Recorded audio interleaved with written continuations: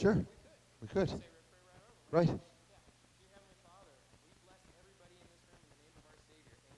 Amen. Right on. So I always like to say, Jay was the first person to ever take a risk and hire me. It's true. I was like 20 years old, and maybe I was 19 or 20. So like 10 years ago. And he was like, what we're going to do. No, it was like 1989, though, or 90. It really was that far back. He was the very first person to ever say, hey, you should come teach a workshop. I think you're pretty good. And I was like, really? I get to teach a workshop like on my own? With me and my first partner, Tammy Ernst. And so I've always thanked Jay for trusting me to become a teacher. Give it up for Jay Byam one more time. All right. Wow, we have 2 hours. This is amazing. I did not expect this many people in this class, first of all. I walked in, I thought, I wonder how people are going to come to learn how to dance to the blues. I love dancing to blues. We're going to talk about fast blues, medium blues, 12/8 blues, like every kind of blues you could think about. Swamp blues. I got all kinds of blues for us to dance to. And I have lots of techniques for it. But I thought there might be like 20, 30 people here. This is awesome. So I appreciate you all coming out. All right. So dancing to blues.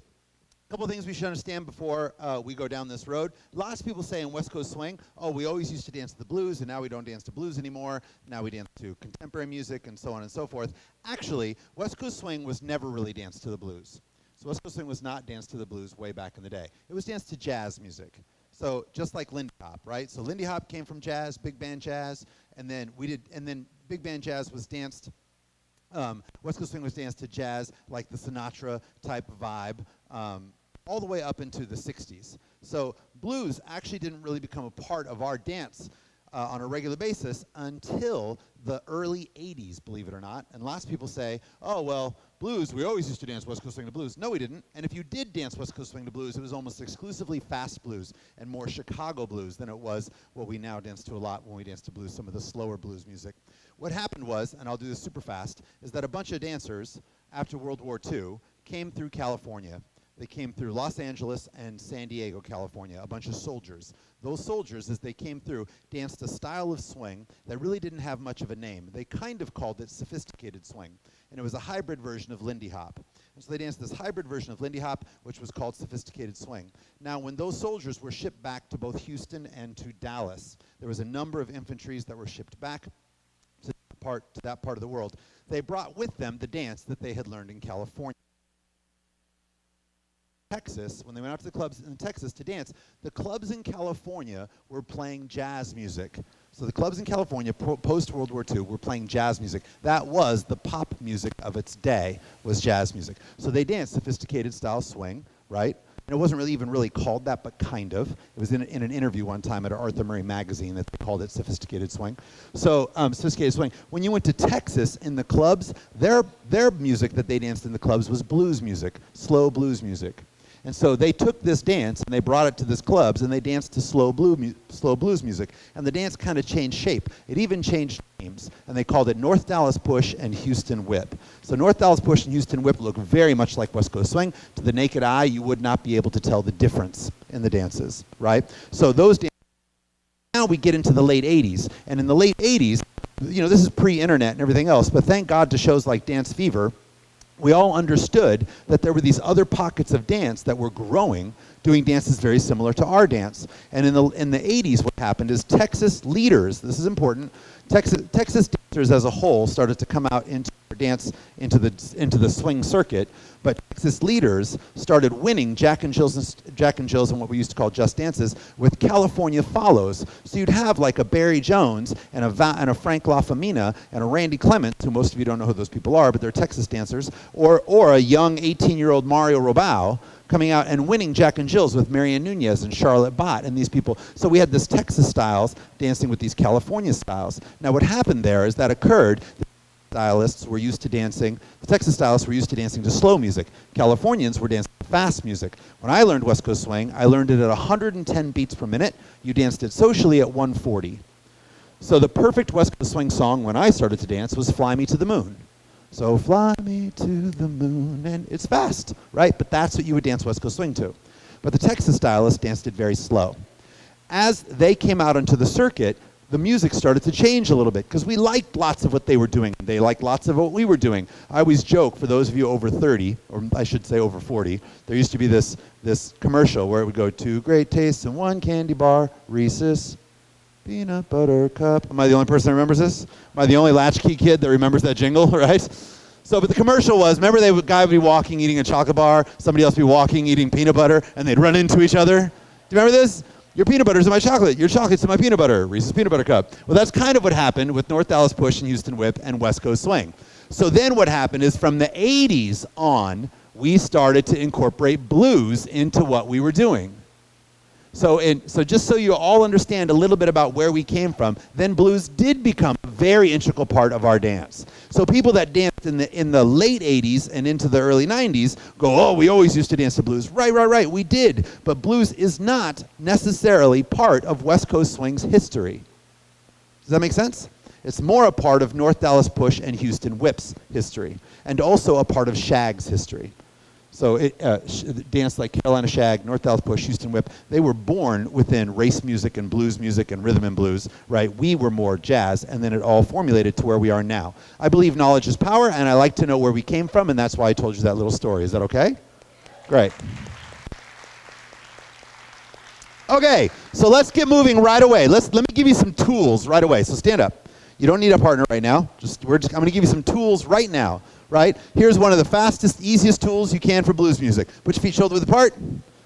Pulse your knees. Back, back, back, back, back, back, back, back. Now, in order to do this, I need to be a little bit more over the balls of my feet than over my heels. If I put my weight over my heels, the forward action of the knees is more what happens. You feel that? Go forward, forward, forward. Well, life on a farm is kind of laid back. That's a different type of dancing, right? So this is your Uncle Harry at a wedding, right? So from here, we want to pulse the knees back. Back. Is this mic keep cutting out? Very little? Like enough you can still hear me constantly? I don't sound, you're not hearing that? No? Okay, because it feels like that to me. All right, so pulse the knees back. Back, back, back, back, back, back, back, back. Now the whole idea on this, look at how different this looks, right? This looks different than this, doesn't it? It's all about intent. So go forward again. Go forward. Right? Now go back. Back, back, back, back. Now somebody tell me something about my head besides that it has no more hair. Doesn't move, right? Doesn't move, right? So I'm not having any sort of up or down action in this, yes? Now, when you're pulsing the knees, I want you to do something else because you're going to practice this at home. I want you to move your hips kind of side to side. Can I move my hips side to side? Can I move my hips side to side? Right? Go back and forth with the knees, back and forth. Ba, ba, ba, ba, ba, ba, ba, ba. Now do me a favor. Pulse one knee, then the other, then the other, then the other. Now you're your cool Uncle Joe at a wedding who you always wanted to dance like, right? I just made you all good club dancers right now. This is what you can do. You know that's funny because it's true, right? Cool, so pulsing the knees back. Now this is super important. I'll talk about why as we go on, but this is almost as important to West Coast Swing as this is to Lindy Hop. So this is very important to Lindy Hop, this pulse. If I'm dancing Lindy Hop and I did Charleston, just watch, and I do this. With no pulse. That doesn't look very good. The second I add the pulse, it becomes something else. Yes? Cool. So the same kind of thing. If I do a slingshot, right? Is Lorene Baldovi Mason in that? Come here. Everybody know Lorene Baldovi? I had the extreme pleasure of having this woman as my dance partner for almost 10 years. Yeah, exactly. So amazing. So from here, if I did a slingshot and we got to here, boom, and we just took our hips back and forth, just hips back and forth, that doesn't look quite the same, right, as if we pulsed our knees. Once we pulse our knees, that becomes something else, doesn't it? Yes? So there's somebody doing this next to me in a Jack and Jill, and then I'm doing this. That looks different. Yeah? Say yes. If we do something like this, no knees, da da da da da da da da da, right? First syncopation I ever learned. One more time. Ba ba da da da. This syncopation with no knee pulse. When I do that, and all of a sudden I go knees, boom, knees. You can see that just that pulse of the knee adds all the flavor and difference that goes on. Yeah. So all of a sudden, instead of going da da da da da, we go ba ba, ba, da. There's the knees. Boom, boom. That's the pulse. Da, da, da. Yes. So picky. Right. I love it. Right. So, but do you see the difference in that? This looks different than this, doesn't it? Just like this looks different once I add that. Cool? So here's what I want. All weekend, if I pass you in the hallway, if I see you in an elevator, I want you pulsing the knees back. If you do that, I'll hug you. We'll hug. Right, I'll hug you. If I walk by, I do this. I did this at an event recently. I walked down an elevator. There were 20 people. I walked down, they all went. Except for one person that wasn't with our event, and they were like, what the hell is going on? I'm getting off this floor. I don't care what's going on. So thank you, Lorene. All right. Give Lorene a round of applause. Okay. So that's one tool. One tool is the knee pulse, right? So now I'm going to give you 4 other tools all related to each other. And they're all 4 called ball change actions. Ball change actions. Say that. Right. We got kick, point, knee, ball change. Say it. Again. Great. This is the most important 4 things you will ever learn to dance blues music, I promise you. Right? So from here, kickball change, we all know kickball change. So you think. Lots of you think you know what a kickball change is. We'll see. So with your left or your right, I don't care because you got to do it good with both legs. Go kickball change. Kickball change, kickball change, kickball change, kickball change, kickball change, kickball change, kickball change, kickball change. Great. Hey, do me a favor. Pretend you're all professional dancers right now. So professional dancers in a class would never do this. They would never do this. They would never do this, right? As they move, they would move their entire body. Everything would move. Be a professional dancer right now. That's right. Cool. Now, the thing about a kickball change, switch, go to the other foot. Ready, go. Kickball change, kickball change, kickball change, kickball change. Great. Everybody say head weight. Say it like you love it. Head weight. So the weight of my head, super, super important. The weight of my head in a kickball change stays over 1 foot. We say that a kickball change is sided. That means that the weight is dominant to one side. So if you watch when I kick, my head weight is over this foot, right? As I kick, ball change, it stays over that foot. Can you see that? It's staying over that foot. So I'm head weight over 1 foot. Does that make sense? That's going to make that 1 foot that's kicking able to move much faster. What lots of people do, and what lots of you were just doing, is when you kicked, when you put the ball of that foot down, you took your head weight to it as well. As soon as you take your head weight to it as well, you probably wanted to kick the other foot. This wasn't a kick and kick. That's something else. Kick, ball, change. My head weight does not move. Also, because my head weight doesn't move, it doesn't matter what direction I kick. I can kick forward, don't kick the person next to you. I can kick sideways, or I can kick back. Because watch, as long as my head weight stays over this foot, kick, ball, change, kick, ball, change, kick, ball, change. Does not matter what direction I throw that foot. Yes, yes, yes. Again, don't kick the person next to you. Right? So same thing, other foot. Kick, ball, change, kick, ball, change, kick, ball, change, kick, ball, change, kick, ball, change, kick, ball, change. Now everybody, you're going to say whole, like all of something, whole, half, half. Again. One more time. Watch. Whole, half, half. Whole, half, half. Whole, half, half. Give the kick more value in time. Give the kick more value in time. Ready? Go. Whole, half, half. Whole, half, half. Whole, half, half. Whole, half, half. Whole, half, half. Whole, half, half. Good. Other foot. 6, 7, go. Whole, half, half. Whole, half, half. Whole, half, half. Whole, half, half. Whole, half, half. Whole, half, half. Great. Now, kickball changes, we don't do them as much anymore as we used to. We used to do lots of kickball changes in West Coast Swing because also, contrary to popular belief, there used to be a little lilt sometimes in West Coast Swing. Everybody said West Coast Swing is always such a smooth dance. Not necessarily. It was always music specific. It was always music specific. So you would see people not being afraid to kind of bounce a little bit in West Coast swing, especially if you go back and you watch Lance and Marianne. I have this great video of Lance and Marianne on Merv Griffin Show, Lance Shimona, Marianne Nunez, right? And you'll see little bounces. Not a lot, not as much as Lindy Hopper, East Coast swing, but little bits. Now, the kickball change actually encourages you to lilt. Everybody kickball change. It encourages you to bounce a little bit, doesn't it? Because actually the lift is actually what helps you kick that foot. So that started to kind of go away by the mid-'80s. We didn't kickball change as much, although we still will, and we'll do it to fast music, and if it feels right, stylistically. What we do more now than the kickball change is a point ball change. So the point ball change is like a kickball change, only the foot doesn't leave the ground. And I go point ball change, point ball change, point ball change, point, same to the side, point ball change, and back, back and forward, forward. Stop, other foot, 6, 7, go. Point, ball change, point, ball change, all around. And what's my timing? Whole, half, half, whole, half, half, whole, half, half, whole, half, half, whole, half, half, whole, half, half. Great. Now, in the point ball change, we are always looking for the counter. Say counter. Say it again. Counter. What is countering? Something in my body. Let me say this. Something in my body is what's making me point. Watch the difference. There's point where the foot is making me point, right? Or there's point, point. Actually, my hips going back is what makes my foot go forward. Yeah? So since we have 2 hours here, I'm taking lots of time to talk a little bit about technique. And you don't mind that, right? All right, good. So everybody say distal proximal. Say it one more time.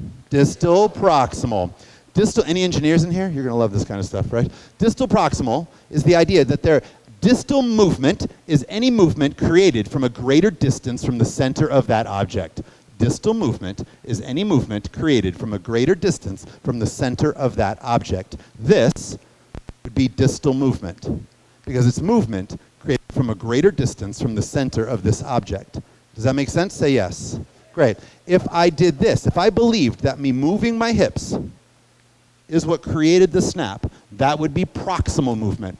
Proximal movement is movement created from a closer proximity to the center of that object. So if I believe the center is what moves the arm, that would be proximal movement. Distal movement would be anything being moved from a greater distance. Say yes if you get this. Now, distal movement might seem like it's a bad thing because I'm not using my center. It's not. There's a gentleman named Bob Fosse that created an entire style of jazz around distal movement. He would go, right? Distal movement sends focus to one object. It's not necessarily so great in lead follow, right? Because, Dawn, Laura, can I borrow you? Let me say, hi, Dawn from Chicago. I love him, like, Dawn, she had her arms back, like, That's awesome. Walk like a dancer. All right, so from here, if I slide, right, from here, and if all I did was this, now she could visually see what's going on and try to catch up to it, but that's distal movement because it's moving a greater distance from the center of the object. If I do that same slide, and I have my center lead it, that becomes immediate because proximal movement, I can relate to my partner more easily. Nod your heads if you get that. So this is proximal movement, this is distal movement. By the way, I'm not saying distal movement can't work. Visual leads are a part of what we do. Does that make sense? There'd be nothing wrong with if I had a very attentive follow and I came in here and I pointed down and started to move. Could I make that happen and even get her to snap? Yeah, I could make all of that happen because she's amazing, right? So, but that's a harder lead, isn't it? Yes, yes, yes? Great, thank you so much. So when it comes to the point ball change, right, I need something to counter. Now here's the thing. You can make any kind of style you want here. There's no wrong other than to not try. So watch. My hips going back, throws my foot forward, right? So I just go, just put the hips back to throw the foot. Ready, go, boom. Great. Try it again. Boom. Now do me a favor. Take the head back to throw the foot forward. Boom. That can work too, couldn't it? Yes? Watch this. I can rotate away from the foot. Bah. That can throw the foot forward. I can rotate towards the foot. Da. That can throw the foot forward. There's no right or wrong. So watch, a point ball change can look like this. Point, ball change, point, ball change, point, ball change, point, ball change, point, ball change, point, ball change, point, ball change, point, ball change. I don't care. What I do care about is that something else in my body, something close to my center, is what throws my foot out. So I'm not doing this. This is river dance. This is something else. This is not our dance. You with me on that? Say yes. Great. So right now you're going to point, ball, change. And by the way, if I point to the side, watch. Point, ball, change. Point. Robert told me. This looks a little like oom-ba, doom-ba, doo-ba-dee-doo. Right? So from here, watch. My rib. Counter, counter, counter, counter. Right? I'm always looking for something to counter that foot. That's really good. Look at y'all looking like dancers. I love that. By the way, if you're feeling a little dorky right now, yes. That means you're trying. So let's try the kick, ball, change, and point, ball, change in all directions. Ready, go. Point, ball, change, point, ball, change, point, ball, change in all directions. Now in this instance, my head is very smooth. I'm trying to do no bounce whatsoever, right? And forward, and side, and back. Good. Switch feet, ready, go. Point, ball, change, point, ball, change, point, ball, change, point, ball, change, point, ball, change, point, ball, change, point, ball, change, point, ball, change. Great. Can you guys do me a favor? In this circle, because it's kind of lined a little bit, unless you're over 6 foot, can we kind of shift like some of the front line back and some of the back lines forward a little bit so that not everybody's stuck in the back looking through? If you're tall, stay in the back, please, because if you can see my feet. If you're John Wheaton, you can see my feet no matter where you are in the room, right? Or Daniel, right? So, perfect. Great. All right, so now, check it out. So, now we have kick, ball, change and point, ball, change, yes? By the way, put your feet shoulder width apart. Great, I love that you do it just like I do it. Right? Look at your butts. I'm kidding. I just knew you'd do it. All right, so stand on one foot, jump up and down, bark like a dog. All right, so from here. Anybody get that reference? Nobody get that movie reference? Anybody? Anybody? Coming to America? Come on. All right, so from here, what's going to happen? Watch. If I were to swivel, watch this. Here's how I create a point. I can go like this, point, and I can make that point happen. Or I can go like this, point, and that point looks cooler, doesn't it? Yes? Because what I did is I used my hips, swiveled my hips, committed weight to a foot, and that created the point. You with me on this? Say yes. Great, so there's the point. Now, watch what happens. If I collect this, if I turn my body and I go ball, right? Now, just push a little bit to the side, change. Great, let's so we're not running into each other. Everybody put your feet shoulder width apart. You're going to swivel to your right leg. Everybody hit your right leg. Hit your right leg. Great. The one that now currently hurts, that's the one we're swiveling to. All right? So because some of you are going to want to mirror me, so make sure it's the right. So watch. What I'm going to do is I'm going to swivel. I'm going to rotate so that my weight's on my right and I'm pointing my left. That's what's going to happen. I'm going to swivel so my weight's on my right, but I'm pointing my left. Yes, yes, yes? Yes? No, I know. That's why I'm moving around. I got you. I got you. No, I know.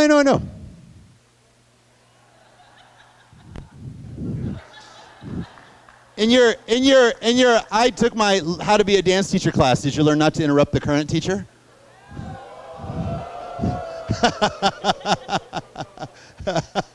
All right, so from here, I want to give them a chance to correct it. So again, put your weight shoulder width apart. Slap your right side. Great, cool. So you over there are going to go that way. Say yes. We are going to go that way. Say yes. Great. So swivel to it. Bam. There we go. So we're like opposing, like the Sharks and the Jets. Nobody? All right. Thank you. All right. Now, watch. Now as we collect into the ball of the foot. Ball. Now you're going to push that way. You all push that way. We push this way. Push. Push. Swivel to that point again. Collect. Push. Now, check it out. I'm going to do it over here. Same thing. We're here. Swivel to the point. Collect into the ball. Push to the side. Great. Swivel to the point. Collect the ball.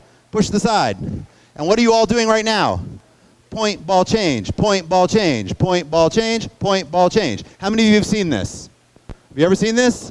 Great. Now they call them swivels, and they call them switches, and they call them all kinds of other names. It's just a point, ball, change. But watch the difference. Tell me. Watch.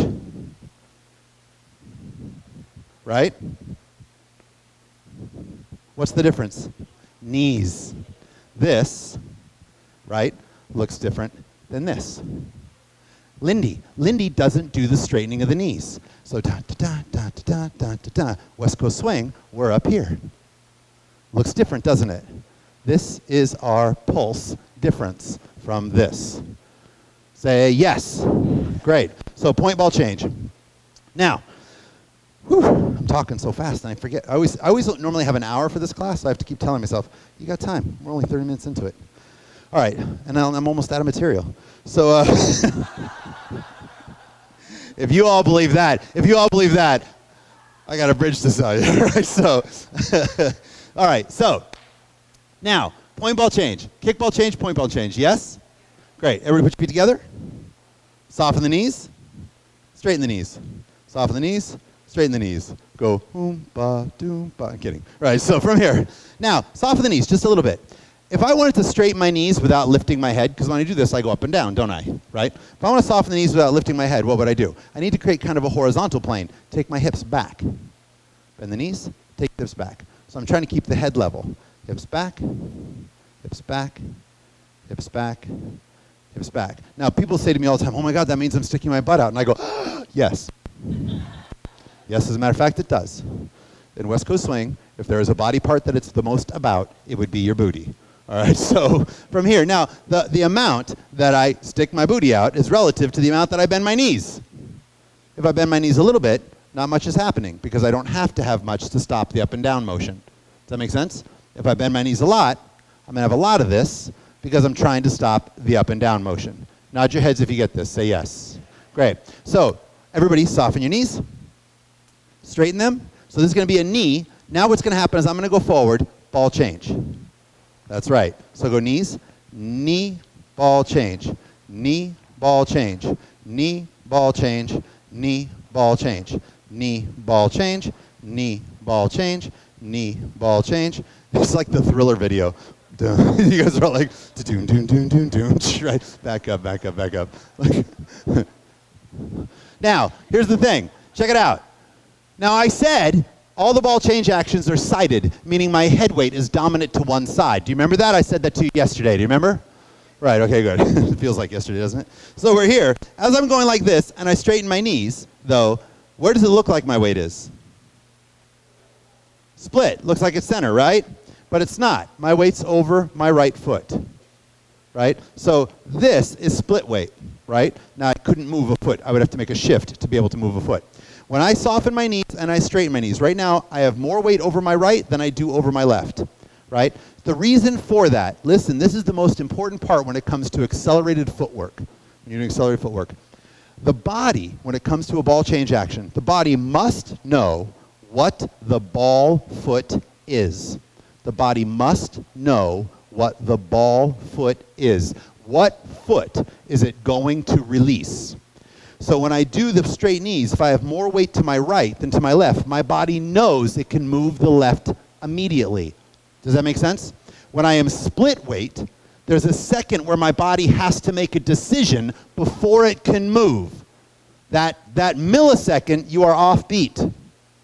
That was really big for me. I remember learning this. I was doing kickball changes and different types of footwork in line dancing. So I was going to this place called Swiss Park in Fremont, California in the mid 80s, and I was learning to do line dancing. And I could learn to do a kickball change, whatever, but the second they put on the music, I was too slow. I couldn't seem to do it. No matter how slow the song was that they played, I couldn't seem to do the footwork. And it wasn't until I kind of figured it out. But then I had a teacher say, oh, well, you're not managing your head weight. And I was like, what are you talking about? And they were like, you're not managing where your weight is. You're not telling the body which is the okay foot to move next. And I was like, oh, right. So when I do this, watch. So if I go knee, say I'm over this foot, now this foot's going to move because this is the freed foot. Ball change. Knee, ball change. Watch, I can shift to the other one. Ball change. So now I'm on my left. So it doesn't matter as long as the body knows what the ball foot is. Yeah?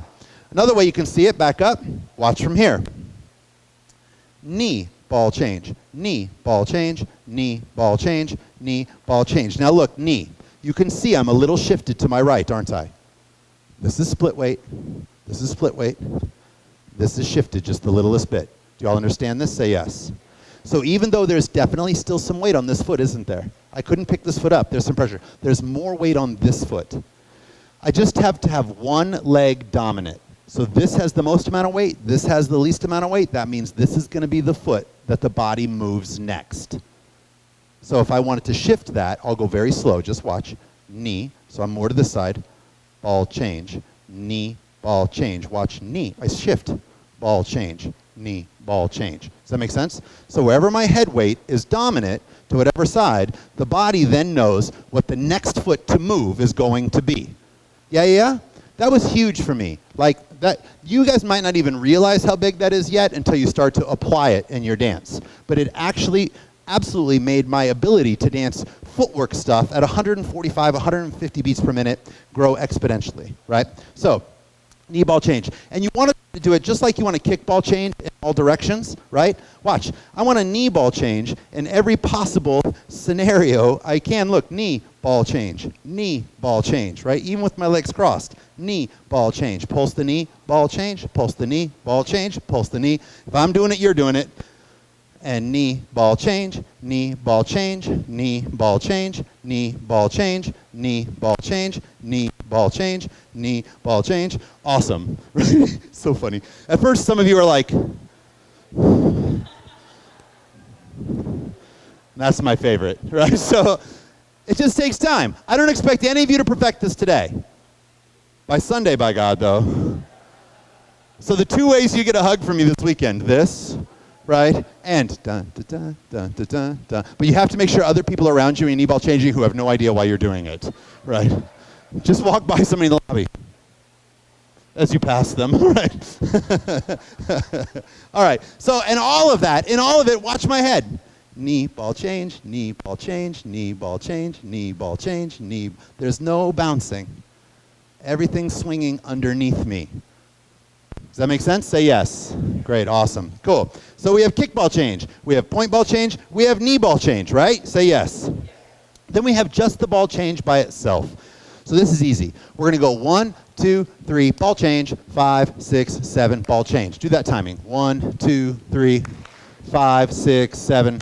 Great, and we're gonna drop it out behind us. Watch what I do. I'm gonna go 1, 2, 3, ball change, 5, 6, 7, other foot. I don't care what foot you start with. Watch again. 1, 2, 3, ball change, 5, 6, 7, ball change. Now in doing that, head weight, super important, right? Ball change. It does not go back with the ball, right?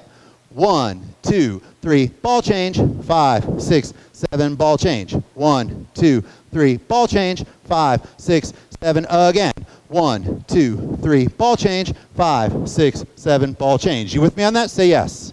Cool. You could do this. 1, 2, 3, ball change, 5, 6, 7, ball change. Again, head weight dominant to the side, right? I'm more to my right than I am to my left. So when I go, I could go 1, 2, 3, ball change, 5, 6, 7, ball change. Got the knee pulse going on, right? 1, 2, 3, ball change, 5, 6, 7, ball change. Say yes. Awesome. So I can do singular ball changes. We do them all the time. Things like tuck turns, right? You'll see a follow go 1, 2, ball change, step, triple step, right? 1, 2, ball change, step, triple step. It happens all the time. Yes? We use just the ball change by itself. I can do a series of just ball changes. Ball change, ball change, ball change, ball change. Right? So you see the pros sometimes do like a tuck, and they bring the lady in, they'll go ball change, ball change, ball change, ball change, ball change, ball change before they move. By the way, how important is head weight? How important is knee action? How important is the pulsing of the knee?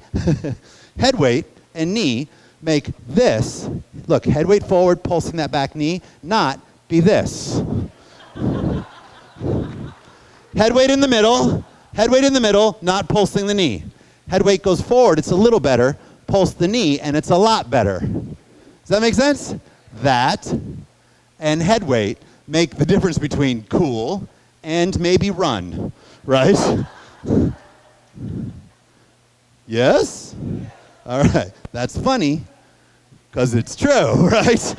So, all right, so now, knee ball change just a ball change by itself. By the way, lots of times you see people like in Shag, they have this thing called the stutter step. Ball change, ball change, ball change, ball change. They call it a stutter step, right? But it's just a series of ball changes. People struggle with that because they dance it at about 140 beats per minute because they travel their head weight to the foot.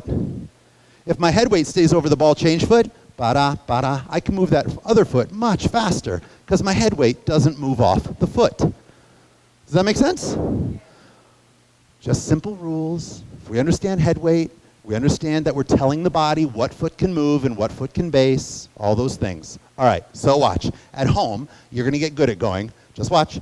Kick, ball change, point, ball change, knee, ball change, ball change.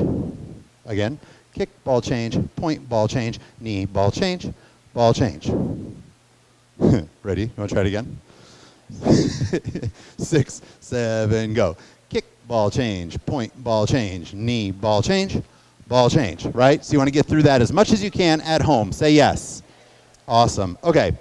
So we have the knee pulse. Pulse the knees.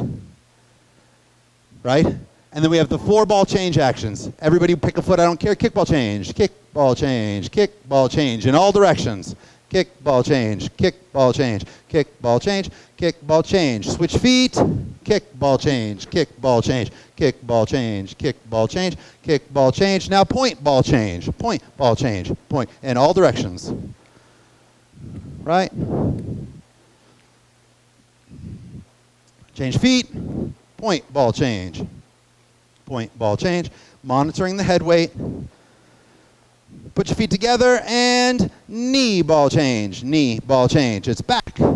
Knee, ball change, knee, ball change, knee, ball change, knee, ball change, knee, ball change. Now 1, 2, 3, and 4, 5, 6, 7, and 8. 1, 2, 3, and 4, 5, 6, 7, again. 1, 2, 3, and 4, 5, 6, 7, and 8. Yes? Give yourselves a round of applause.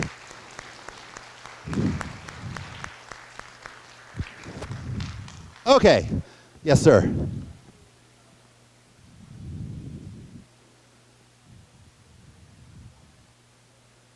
So the question was, how do I think about whether I want both knees to go straight? Like, because I could go just one knee straight, boom, or I could go both knees straight. Does that make sense?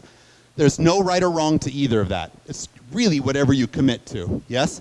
Some people struggle with the 2 straight knees and something like this. Some people, the 1 straight knee is easier for them. Does that make sense? So if it's easy for you, great. It's really purely a preference choice for you. There's no right or wrong to either one. For me, I was kind of a nut about all of this, right? This is my 32nd year of dancing. And when I first started to dance, the second I learned something, I went home and I did it like mad until I could get it. So if somebody said, well, some people don't do the 2 knees very well, just the 1 knee, by God, I was going to get both. Does that make sense? And lots of times it's about how much time I have. The faster the music, the more likely I'm not going to have time to really pulse both knees. I'm probably going to have time just to pulse 1. Does that make sense? So sometimes it's purely about the speed of the song and how much time I have. You with me on that? Cool. So that was a great question, though. Any other questions? It is warm in here, is it not? There are not songs that are too fast for me. No, no, no. Neither too fast nor too slow. I'm happy. You can put on 60 beats per minute. You can put on 200 beats per minute. That is fine, right? So Lorene and I were at a wedding back in 19... Right, so... And we were dancing to the Jive Bunny remix. Do you guys know that? It's played at every wedding. Ba-ba-doo, ba-ba-ba-ba-ba-da-da-da. Come on, everybody. Come on, everybody. It's like a mix of like 20 songs, all at like 230, 240 beats per minute. And it's 8 minutes long. And we danced the whole thing, right? Just social danced. We were just there as guests. And we social danced the whole thing. We weren't dance partners. And a gentleman named Dave Getty, we walked, and we finished, and we were like, we can do that any day, right? Everybody else, it was like a dance contest where like everybody else was falling off at 3 minutes. By God, we stayed for all 8 minutes of the song. And a guy named Dave Getty pulled me outside. He said, if you ever want to win another dance contest, you'll ask that girl to dance. 7 U.S. Open titles later, here we are, right? So nothing too fast, and nothing too slow, right? So now, here's, actually, you know what? Let me do this. With just what you have, I'm going to invite Lorene out for a second. Watch what we're going to do. This is going to be nice and easy. This is not going to be 200 beats per minute, Lorene, don't worry. You know, in her head, she was like, what's he going to play? Oh, my God. No, this is nice and easy. Medium blues. But watch, all I'm going to do is basics. But I'm just going to do the elements that I just taught you. Kickball change, point ball change, knee ball change, and the knees. That's it. Scotch, one bourbon, one. All right, we'll go this way for the king. One scotch, one bourbon, and one beer. Please, Mr. Bartender, listen here. I just ain't a fool, so don't you? have no fear. One Scotch, one bourbon, one. All we're doing is what you Now just my learned. baby started Knee ball on changes, this street. right? Ball Can't changes, find her, and she can't find me. right? You'll see the I'm gonna knees. get drunk about Just the knee pulse. 3:30.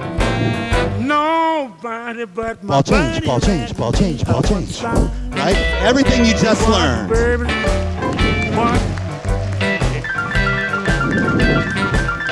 one Scotch, one bourbon. So but if you were to watch us do that, you wouldn't understand. That was just made up of a few elements. Just a few elements, that's all. I didn't do a single thing I didn't just teach you. Does that make sense? Pretty cool though, right? All of a sudden you don't fear blues anymore. It's just about having the tools because it looks like something else as it's happening, right? But when we were like this, knees, knees, knees, knees, ball change, ball change, ball change, ball change, wasn't there a little bit of you that was like, oh my God, that is all that is, right? Just pull the curtains back, right? So see what's back there. So I'm going to put on that song, and in place, right where you are, you're going to try to go through all of the things that we just did. I'll count you through them all. I'll say knees, so we'll all pulse the knees. Then I'll say kickball change, we'll all kickball change, right? And then I'm going to let you go a little bit on your own. Yes? I got more to teach you, but that's what we're going to start with. This is the first toolbox for blues dancing, right? So let's just start with the knee pulse. And One Scotch, just feel that. one bourbon, one. Just for fun, pulse forward. One Scotch, Doesn't feel the same, does it? and Back. one beer. Nice. Please, Mr. Bartender, Side to side. listen here. Just do one. I just One say knee. the fooling said, don't One you knee. have no fear. One Scotch, one bourbon, one. Knees. Can you feel that, yes or no? Now my baby Great. started Now, on this let's street. kickball change. Can't find her, and she can't find me. All directions. I'm gonna get drunk about 3:30. Nobody but my Switch body feet, ran here you up go. the sky. One bourbon, one Scotch, one bourbon, Point ball change, here you and go. one beer. Remember, find that counter. Please, Mr. All directions. Bartender, listen here. I just ain't a fooling, so don't you. Other foot, here you go. One Scotch, one bourbon, one. Again. And knee ball change. Don't make it river dance, land lightly. Open the legs. Walk it around, right? Try crossing the legs. I might have just lost half of you on this one. Now hold. 1, 2, 3, ball change. 5, 6, 7, ball change. 1, 2, 3, ball change. 5, 6, one more time. Ball change. 1, 2, 3, ball change. 5, 6, 7, ball change, and knees. Now do whatever you want. Do any one of those 5 elements. Go for it. On your own, come on, let's get silly. Try to keep your head as quiet as possible.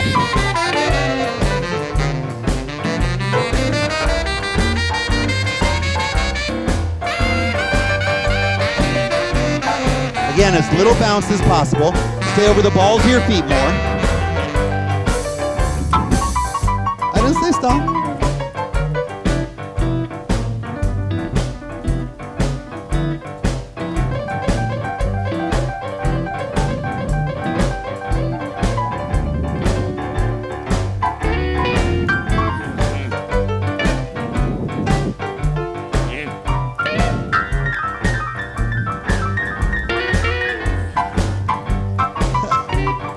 Right, hold on. Whew, it is warm in here. Am I the only person that thinks that? All right, so space the circle out again, space the circle out. So the question was, how do you get the bounce out? Right, there's a pill No, I'm kidding. All right. Thank God there's not, or I'd have to have another job. So, like, what we want to think about, so we feel like we need to propel ourselves to kick or to point. There's a need that we have to propel ourselves to kick or to point. Does that make sense? So we tend to take this very vertically, right? The energy that we're creating becomes vertical, so the kick becomes a vertical energy. Does that make sense? The importance of the knees is that I'm trying to make it more of a horizontal energy.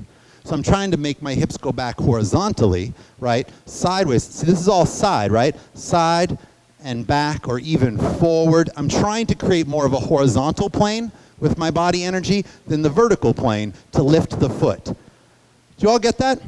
Now, that's not easy to do if it's not in your makeup, right? If you haven't learned to do it before, especially if you come from East Coast Swing at all, if you do any East Coast Swing or Lindy Hop or Jive or any of that, you're going to want to lilt. Does that make sense? So you have to just learn where that counter is. This is how we want. So you can see, right? My hips are going back to throw the foot forward, not up to throw the foot forward. Try just that again. Bend the knee, bend any knee, I don't care, right? When you lift the knee, kick the foot. You can see that the lift is what creates the kick. Boom. Does that make sense? Say yes. Great, cool. Now, bend the knee. This time, straighten the knee by taking the hips back, not the head up, to kick the foot. Boom. And then collect the hip forward. Back, back, back, back. That's better. Do you see that? Now go up and down again. So that's different. Does that make sense? Say yes.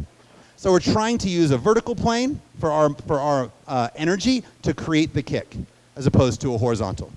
Yeah, it just takes time. Nobody gets this right away. If it was easy, there'd be one division called champions. Right? And I would have to have another job because you wouldn't need teaching, right? So, all right. So it just takes time and practice. Okay, great. So that's the first thing. The other thing I want you to start to think about when it comes to blues is how blues is structured musically. So some music is more about the instruments than it is about the lyrics, which is why lots of times we say, "Hi, doll. How are you? You look beautiful, by the way." Say hi, H.A. Were you sensing this? Because I was so needing it. Lorraine's like, he's dying out there. Can you please give him some water? Thank you, doll. Appreciate it. All right. By the way, give it up for H.A.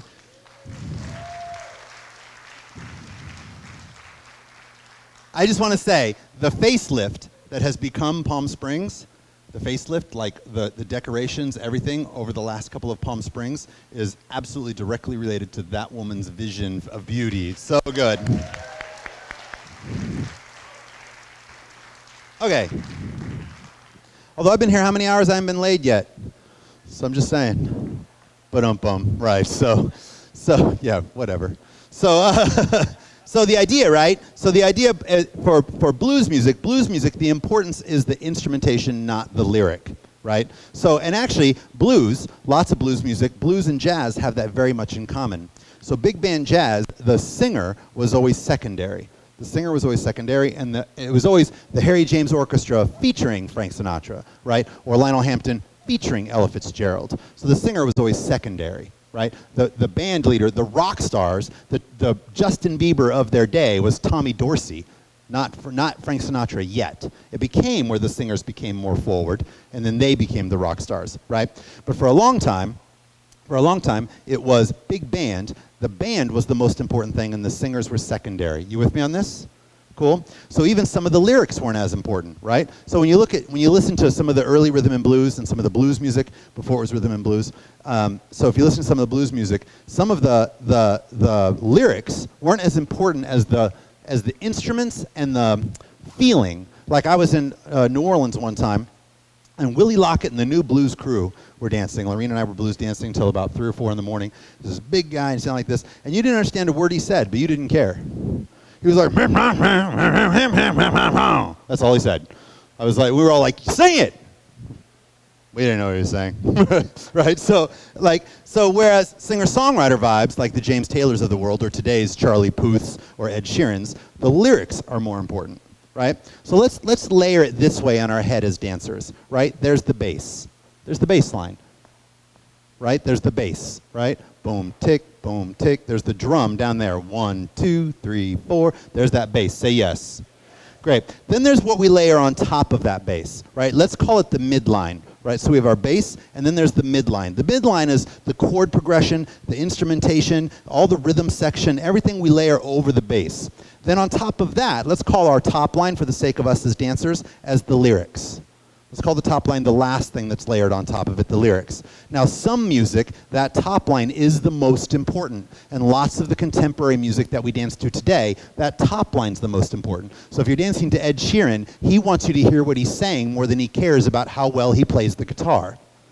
But if you're listening to Stevie Ray Vaughan, he wants you to care about how well he plays the guitar. He actually doesn't care what you think of his singing. You with me on this? Great. So I actually relate that into my body as I dance. So when I'm dancing to blues music, where it's the midline and the bass line that's more important, everything's happening lower in my midline and my bass line. When I'm dancing to Ed Sheeran, I'm going to dance more with my top line. Does that make sense? Right. So I can do, that's right. So Dawn, can I borrow you again? So the idea there would be that I might take something as simple as a slingshot where, and we'll just stop here. So we have this. So this is what I would call a landing moment. There's a point at which we land and we want to do something rhythmical. There's lots of landing moments in this dance, right? So you'll see like tucks, where the guy does a tuck and turns around and goes to here. This is a landing moment. We've landed here. Does that make sense? Say yes. So lots of landing moments. So I get to here. Boom, landing moment. I get to here. Boom, landing moment. You with me on this? Say yes. Great. Cool. When I get to that landing moment, if I'm dancing to Ed Sheeran and I get to here, you're probably going to see my top line moving more in what's happening. Or if I get to this landing moment here and I'm dancing to Ed Sheeran, it's probably going to be a top line sway to Ed Sheeran. Does that make sense? Kind of, sort of?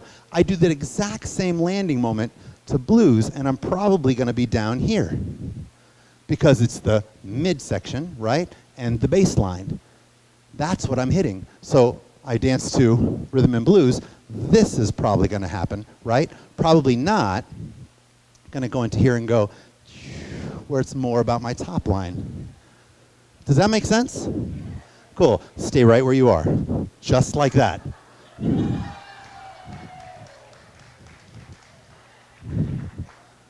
Nino's like, I hate him, I hate him, I hate him, I hate him, I hate him. So, you feel me, right? Hey, Lorene, come here for a second, please. Pretty please. No, I just want you to play, that's all. And Dawn, you can move, I'm just teasing you. So if you put on, I know, right?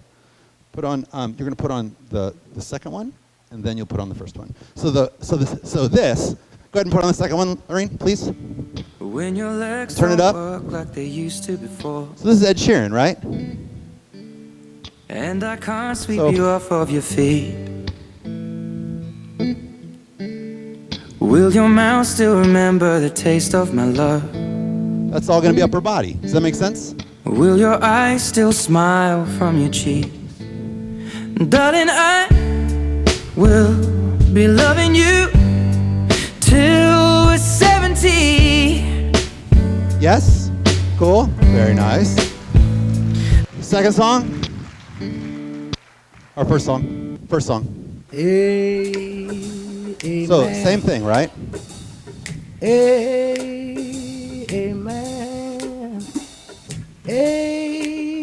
Amen. I wouldn't from here go. Amen. Amen. Right? That doesn't work the same, does it? Right? But if I think my bass line and my midline. Amen. Amen. Amen. Let me tell you something, Yes, children. yes. Give Dawn a round of applause. Nice job. Amen.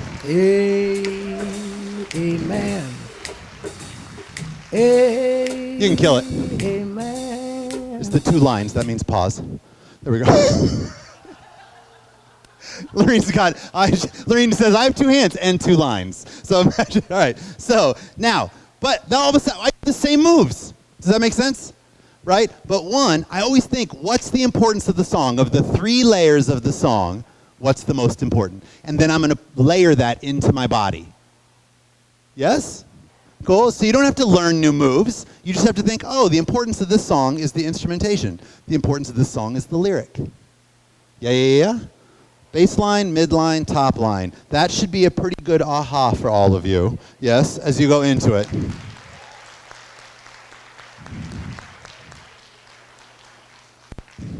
All right, great. So, any questions so far? Yes?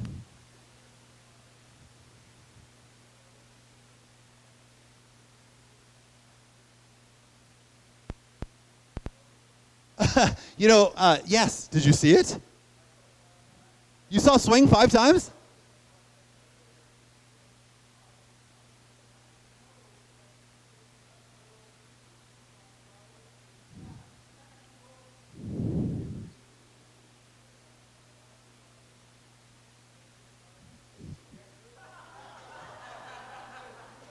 Heavyset guy was me. Heavyset guy was me.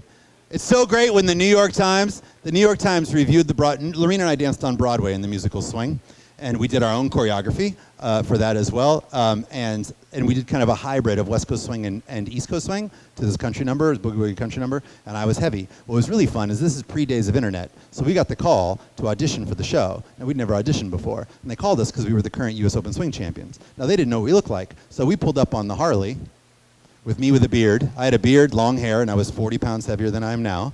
And we walked in, and Lynn Taylor Corbett literally did this. You're Robert Royston? Like, because they had this thing that said, Robert Royston and Lorene Baldovie, current U.S. Swing champions. And I was like, yep. And I knew exactly what she meant, right? Anyways, so she calls and says, hey, we'd like to hire you, but we have to talk about something. And I don't know how to say this, so I'm just curious. And I said, I'm fat? And she goes, yes, thank God that you said it. And then when we did the show, the New York Times said, one of the greatest moments in the second act is when portly dancer Robert Royston. There's nothing better. Nino Julia right now is going, oh my God, I'm finding that article. I am finding that article. Right. You already have it, right.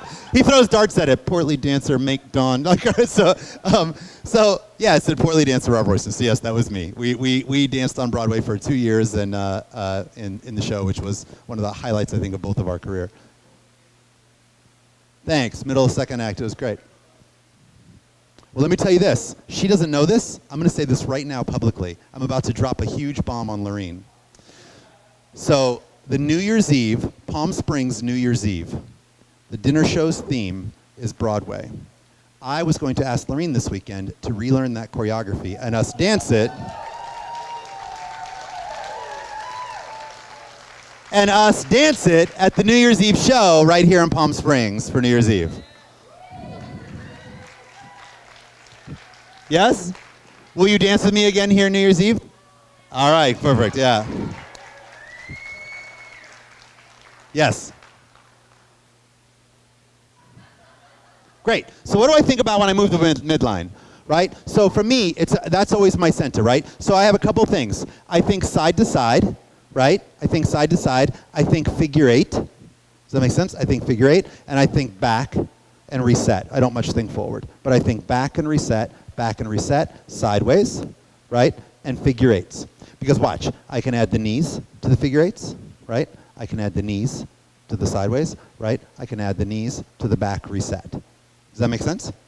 So I think there's more things you can do. We can like lift, we can move, we can like lift a hip and drop a hip and lift a hip and drop a hip. There's other stuff you can do, but the first ones you should just play with a little bit because same thing, watch. I can think about going side, right, side, side. I could think about going back, back, back. I could rotate my hips, right? So I could add the ball changes to that too. So I think about rotates the other one, sorry. Rotate the hips, figure eight the hips, sideways to the hips, back and reset. That was a great question, right? Anything else like that? No? Okay, great. So now I want to talk about how did I lose the weight? It's a big, huge secret. It's called Eat Right and Exercise, right? So if you're all interested, 43 and Fat Free, 43andfatfree.com, that's my blog. And I blog about weight loss and being an emotional eater and a stress eater and a food addict. So, because I am all of those things. Not a joke, I'm clinical food addiction. So you can read my blog and see how I overcame the emotional side of weight loss, right? 43andfatfree.com. I'm not 43 anymore, but I started the blog when I was 43. So, okay, so now let's talk about something else, because we're going to get into slow blues a little bit, right? And we want to get into something called percentage of weight transfer to the strike of the beat. This is also a hugely important tool for all of you to dance to a wide variety of speeds of music. So percentage of weight to the strike of the beat. Say that. Say it again. Percentage of weight to the strike of the beat. What that means is when I walk, I strike a beat, don't I? You strike the beat. Say yes. So somebody guess what percentage of weight happens when I just walk? 50. Somebody said it. 50%. Walking is 50% weight transfer to the strike of the beat. 100% weight transfer to the strike of the beat would require me to jump. Does that make sense? Even getting to 90, I still have some weight on this foot. Even though that almost looks like 100, I couldn't pick up this foot. Now I can pick up that foot. You with me on this? Cool. So what's interesting about our dance is we don't regulate percentage of weight to the strike of the beat. Other dances do. So if any of you have ever done ballroom, how many of you have done American rhythm? Anybody? American rhythm? Cha-cha, mambo, rumba, bolero, East Coast swing? How many have done international Latin? Great. International standard? I don't think they call it that anymore, but ballroom. They do still call it standard. All right. And American smooth. Great. So all of them are super regulated. So when I was doing American smooth, right, the strike of the beat would happen at 50%. I remember taking a lesson from a gentleman named David Hamilton. And and I was dancing with Olga, and Olga, I had her here. Some of you may or may not know who that is. But we got to 50%. We're here, and you go stop. So we're 50%, and it had to be so split weight that we were supposed to be able to go down, touch the knee, and come back up while keeping contact with the hip. Perfectly split weight, right? So 50% weight transfer to the strike of the beat. In American rhythm, oh, something changed in the mic. Did you guys hear me? Okay. Okay, great. Got muffled. I think I moved it too close to my mouth. All right. So the idea there, right, is in Latin, I'm going to try to get 80 to 90% weight transfer to the strike of the beat. Now, for our dance, we don't regulate that. What all the other dances do is tell you what to do after you strike the beat. So everybody stand up. So if I put a foot forward, I don't care what foot, but I put a foot forward and I bend the knee. And I have one straight leg, one bent leg. I'm going to give you all like the fastest, cheesiest little rumba lesson in the world. So come back. You're going to strike a bent leg, keeping the other leg straight. Boom. Now, as you push that leg straight, I want you to rotate into the hip, push the leg straight, rotate into the hip, and slightly bend the other knee. Right? I don't care how good you look right now. The point is, come back, is that after you strike, I'm telling you what to do after you strike, aren't I? So I'm telling you, listen, I'm telling you what to do after you strike. You with me on that? We don't do that in West Coast swing. We don't tell you what to do after you strike. So actually, what makes a dance look like a dance isn't how or where I put my foot, right? This, somebody tell me what this is. What is it? It's a box step. It's a box step. It's no dance. This is no dance, and this is every dance. This is no dance, and this is every dance. To this point, I still teach my beginners the box step, even if they're learning West Coast swing. Because a box step teaches you to walk forward, teaches you to walk sideways, teaches you to walk backwards and sideways to the other. And in every couples dance you do, you must learn how to walk forward, sideways, and backward.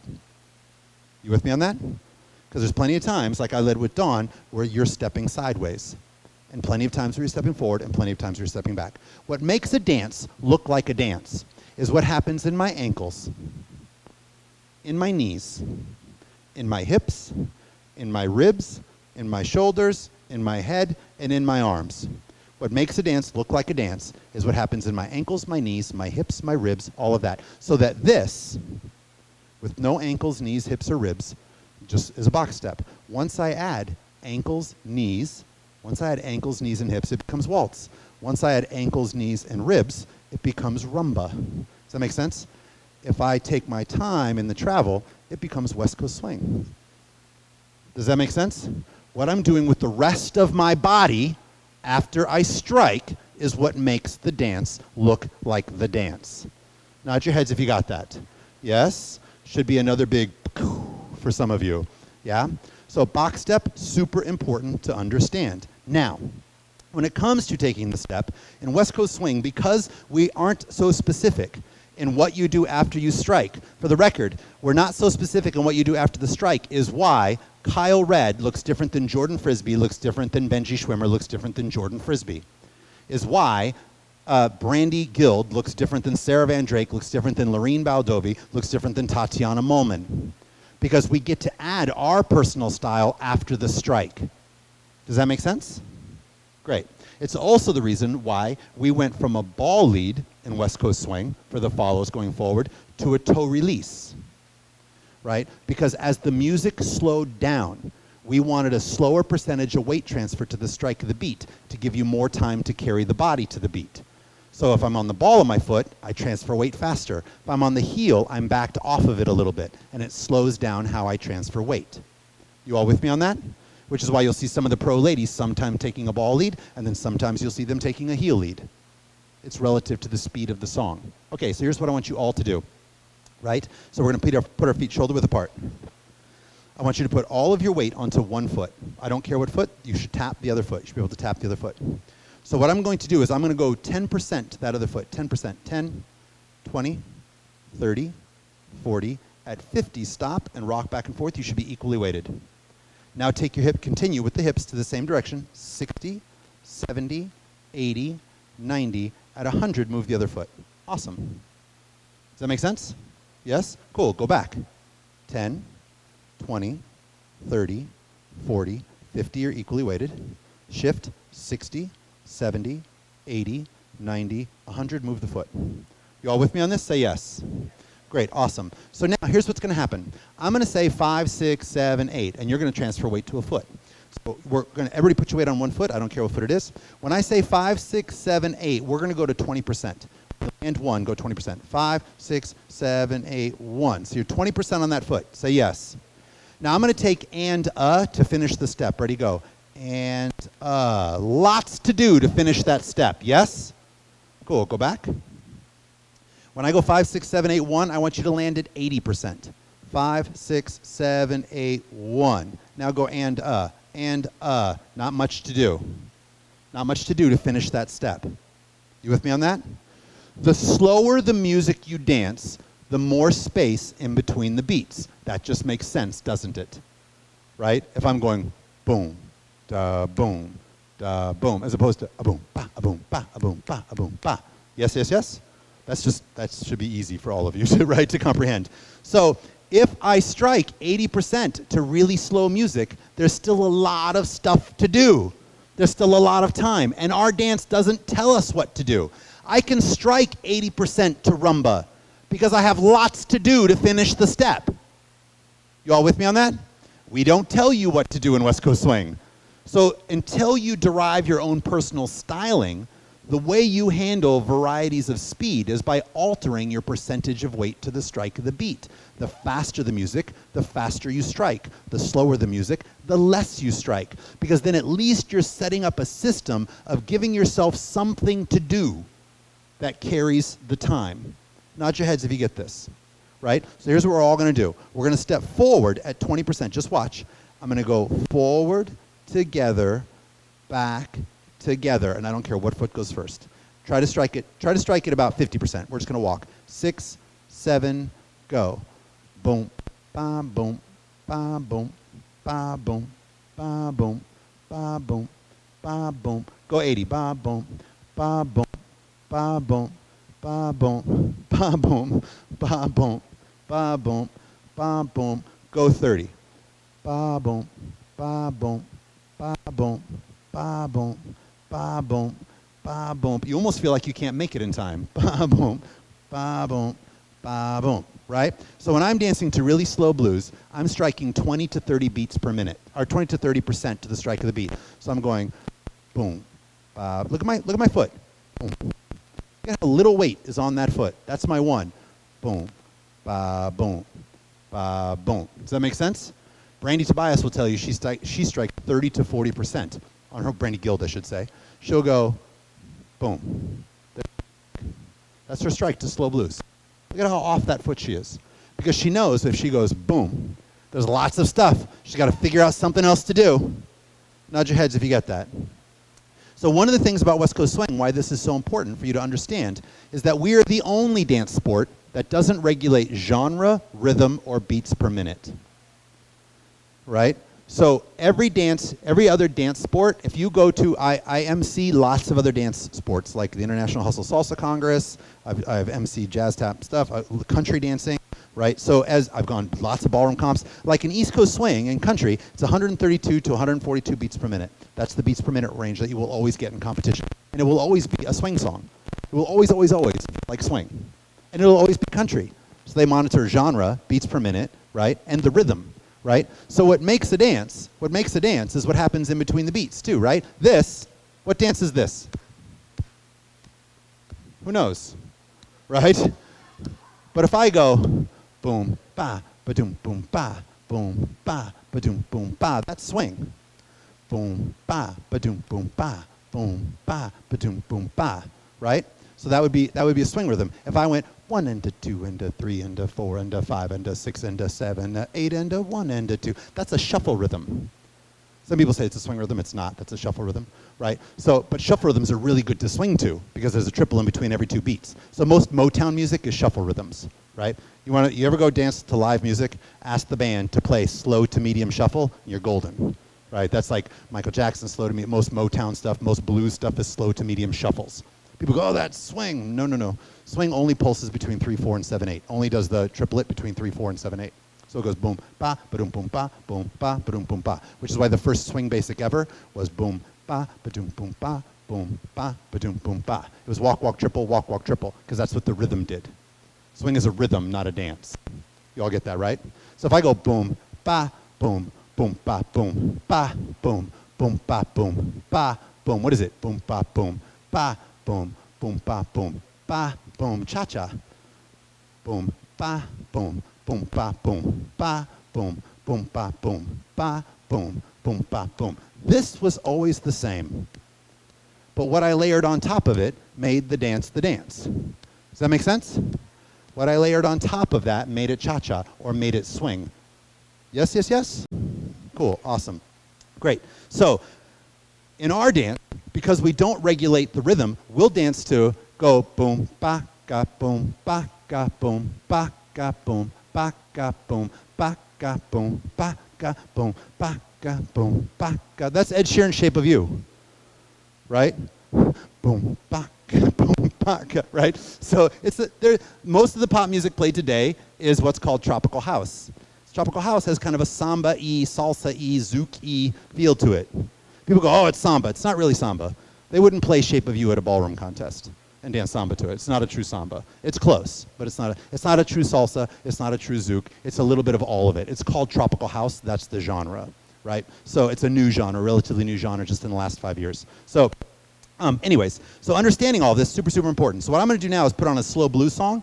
We're all going to step forward, and we're going to change our percentage of weight transfer to the strike of the beat. I want you striking 30%. By the way, look, 30%, then the foot that collects, 30%, right? Don't just put that foot down.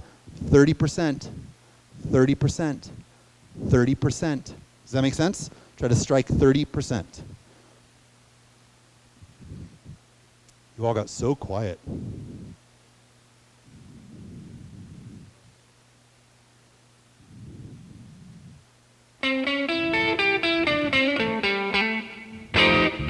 So watch. So 30%. Here we go. 5, 6, 7, go. 5, 30%. 5,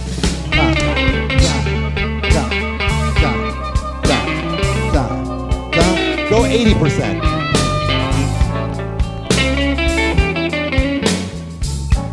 Feel that? Nothing to do, right? But when you went 30%, it almost felt fast, didn't it? Like you're like, oh God, I'm not gonna catch that.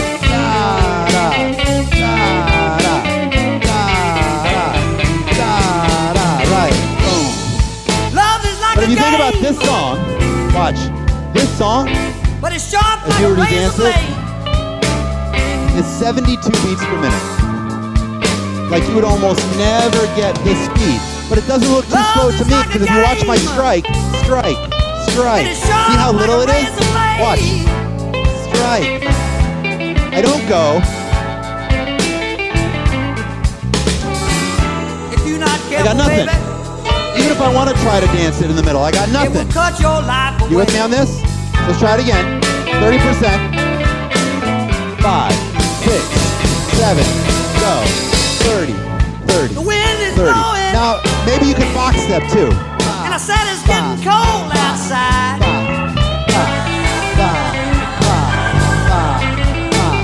Reach, right? Get that foot to strike. I said the wind is blowing. I said it's getting cold outside. Awesome. Great. Now,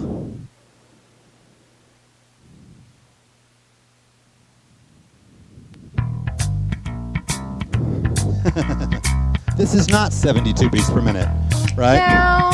So let's try to strike 30%. 30%. 5, 6, 7, go. That's not right. Go 70 or 80. There's this cat down there that makes a bad kind of soup. I come around studying my luck in my shoot coop. Cecil gives me coffee and he won't never take my coin. I say got $30 Even do the box. 70%, 70 to 80. Come on, Cecil, take a dollar. Come on, Stop. Cecil, take Box a at 20. But I finally get up. You couldn't do it to this speed. Can you kill that, Lorraine? Are you back there still? Can you kill that? Great. So the first thing I can do is alter my percentage of weight to the strike of the beat. Now in West Coast Swing, most of you have never been taught that. Right? Most of you have never even been taught that's a thing. Percentage of weight to the strike of the beat. But for us, it's a more important tool than it is for ballroom. Because again, we don't tell you what to do after you strike. So the slower the music, the more I should tell you to strike less. So that what fills the space is body flight to the finish the step. Body flight finishes the step. And then what you can do is you can find your own style, whatever that is. Again, that's why our top dancers all look different, because we don't tell you what to do after you step the beat. I actually kind of like that about our dance, right? When you watch Latin, I happen to love Latin. I love standard. I love all the ballroom dancers. There's actually kind of not a couples dance I don't love. So, and I love watching the Latin dancers. But there's pros and cons to all of it. Their technique and their integrity of movement is amazing, and we can learn a lot from that as West Coast Swing dancers. One of the things I don't like is that the top 10 Latin couples all look exactly the same, right? And it's structured to be that way because they're all told exactly what to do from strike a foot to finish a beat. You with me on that? So they all look exactly the same. Now they will tell you it's an easier system of being able to judge because everybody's under the same kind of system, and they're probably right. Right? For those of us that dance in Jack and Jill's and Strictly Swings, and West Coast Swing and go, please give me some sort of format that the judges can judge on. But that's a slippery slope, because the more we start to do that, the more we take away the personal style of our dance. You with me on this? Cool. All right, great. So, any questions so far? Anything about percentage of weight to the strike of the beat? Because I want to get into a very strange form of blues music, right, that you're going to get. No, we're good? Okay, so the kind of slow blues that throws people off the most, where if a DJ plays it, almost everybody gets off beat. They're starting to play this more and more and more. Blues is making a big comeback with the DJs at lots of the bigger events. You hear it being played a lot more. It's something called 12/8 or 6/8. 12/8 or 6/8, right? So I'll tell you what we're gonna do. I'm gonna talk for a few minutes, so you can sit if you want, right? And Lorene, will you be my DJ for me? Because I don't have to keep running back and forth.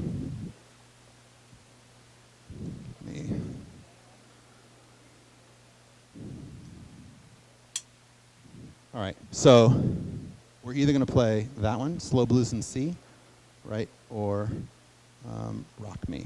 So either Slow Blues in C or Rock Me. Great. All right, so listen. All right, so normally I meant to ask Jay for a whiteboard. So you can all see this, but let me just see if I can describe this. All right, so listen. So we have blues music is written in 4/4 time and 2/4 time, Blues music is written in 4/4 time or 2/4 time. So it goes, I mean, there's 3/4 time blues as well, but most of the blues that we dance to is 4/4 or 3/4, which means it either goes 1, 2, 3, 4, 1, 2, 3, where 3 sounds different than 1, 1, 2, 3, 4, or it goes 1, 2, 1, 2, 1, 2, 1, 2. That's 2/4 time. So 1, 2, 1, 2. So play Rock Me, Lorene, please. Rock Me's written in 2/4 time. Oh, yeah. Oh, yeah.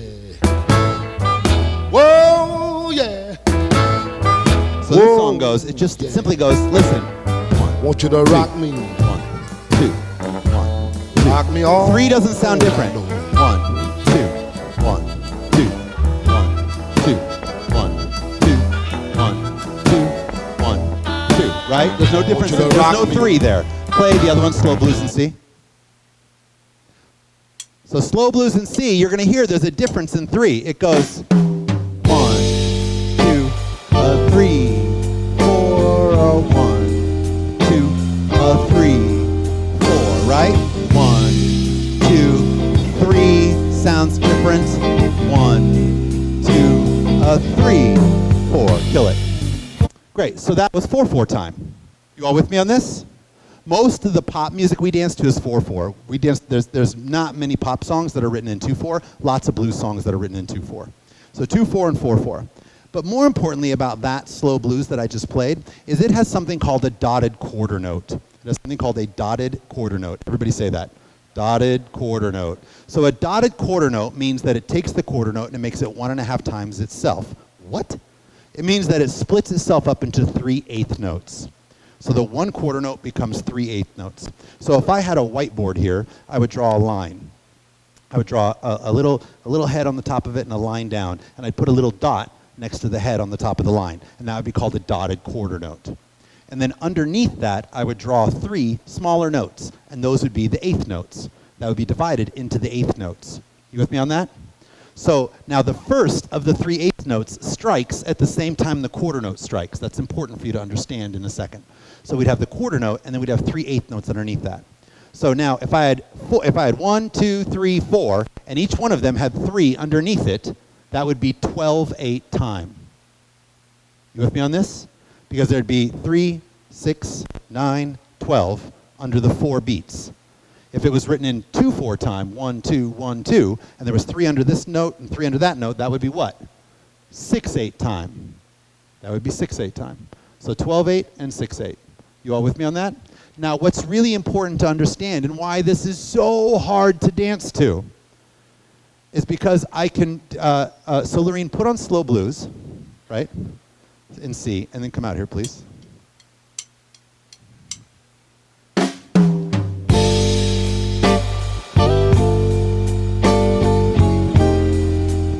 Right, so this song feels equally good to do this to.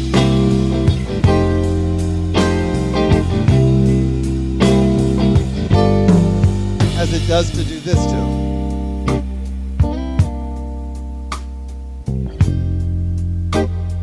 I can Viennese waltz to this. Do you hear it? 1, 2, 3, 1, 2, 3, 1, 2, 3, 1, 2, 3, boom. And I can blues to it, right? I can just swing to it, right? But you can hear the 1, 2, 3, do that.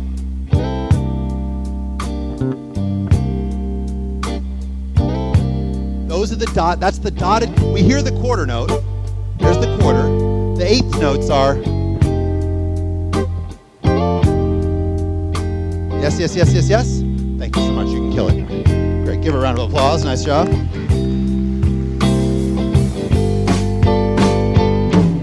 So, stand by that for just a second though. Here's the problem in 12/8 music. That quarter note, we want to step. There's lots of space. I step that quarter note, but the quarter note strikes at the same time the first 1/8 note strikes. Would you say the quarter notes were slow? Yes. Would you say the 1/8 notes were fast? Yes. So our body hears both of those. So we strike that first note, and we want to go fast because there's this fast subrhythm. Does that make sense? If I put that song on in the ballroom tonight, more than half the dancers would get off beat almost every step. Because we would be fighting. We would be fighting what we know to do in the dance to be correct, but what our body was feeling. You wouldn't even know why you were fighting it. You wouldn't. But because there's this fast rhythm asking you to move quickly, and this slow rhythm that you know you're supposed to step.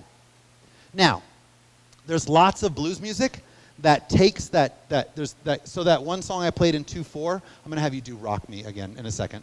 So that's written in 2/4. Now that doesn't, go ahead, play it, please. What's interesting about this song? Yeah. Oh, yeah. Whoa, yeah. So this song actually has, Whoa, listen to this. yeah. So it goes, Want you to rock me. feels really good to swing Rock to. me all night long. It doesn't necessarily feel like you want to waltz to it, right? But this is actually 6/8 time. This goes 1, 2, 3, 1, 2, 3, 1, 2, 3, 1, 2, 3, 1, 2, Want you 3, to rock 1, 2, me. 3, 1, 2, 3, 3, kill it. The reason why you don't hear it, and I've researched all the sheet music for this music I'm playing for you. The reason why you don't hear it is they do what they call ghosting the first eighth. They ghost the first eighth. So now, excuse me, the second eighth. They ghost the second eighth. So what happens is you have 3/8, right? 3/8. They get rid of the second one. So what you hear is 1, 2. You hear the 1. You don't hear the middle one. Then you hear the one right before the next quarter beat. Boom, da da, boom. Right? So it's boom, da da, boom, boom, da da, boom, da da, and it feels like a swung beat. It's a ghosted eighth note, but it feels like a swung rhythm because it feels like a triplet, although it's not a triplet. So that song feels quite good to dance to because they ghost the middle eighth of the 3/8. You don't need to know that necessarily because that song to dance to won't feel like you're pushing the rhythm. Because after the first note hits, you don't hear the second note speeding up. You don't hear the second eighth note. But that's still 6/8 time. So how do we do this? How do we dance to that? Well, one of the things you can do, and I'm going to have you get up in a second and start, is actually count the step. Go 1, 2, 3, 1, 2, 3, 1, 2, 3, 1, 2, 3. Take charge of those fast beats and use the carrying of your body to the beat to fill those beats. So if I strike it 30%, 1, 2, 3, I take the 2, 3 to carry my body. If I go 1, and now I hear the 2, 3, my body wants to go. So the faster my percentage of weight transfer to the strike of the beat, the more as I hear those eighth notes, my body will want to move, and I will get off beat. They can play that song for all stars. They've done it recently. So the DJ, I won't say who, but the DJ, I was on the mic, and I walked over to the DJ after I said, all right, let's dance. And he goes, watch this. And he played a 12/8 blues song. And a whole floor of all stars, half of them dance teachers, got off beat. Right? Because, right? And now I was like, come on, man. Like, don't do that to them. Like, we're not used to, because it's not their fault. It's not their fault. Nor is it any of your fault that you get off beat. It's our fault as teachers. Because I was taught to dance to that music. Lorena and I were taught to dance to slow blues music. Not just like, go do it. We were taught to do it. We went to Texas a number of times. We danced at Melody Lane. We danced at Fibber McGee's. We danced with the Rosemary Maladies and the Penny Crabtrees. You don't know who any of these people are, but they're legends in the slow whip world. Where in slow whip, they dance to 12/8 time all the time. So we were pushed into learning how to do it. So now we play it for you and expect you to know how to do it. And you don't know how to do it because you haven't been given the tools. One of those tools, the most important tool, is percentage of weight to the strike of the beat. The reason why I had you sit to listen to that, because I'm going to have you stand up again and dance to it, is because I want you to understand, right, why dancing to slow blues that happens to be 12/8 is so difficult. Not all slow blues is 12/8. And by the way, some 12/8 songs, the quarter note is more emphasized than the eighth notes. And some, the eighth notes are more emphasized than the quarter notes. So, oh, that's awesome. Look at that.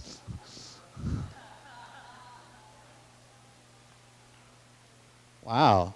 Do you have an eraser and markers too? Or just a whiteboard to look at? Ah! Look at you. You get nothing over there. No, I'll turn it around. I'll turn it around. Wow, this is huge. So,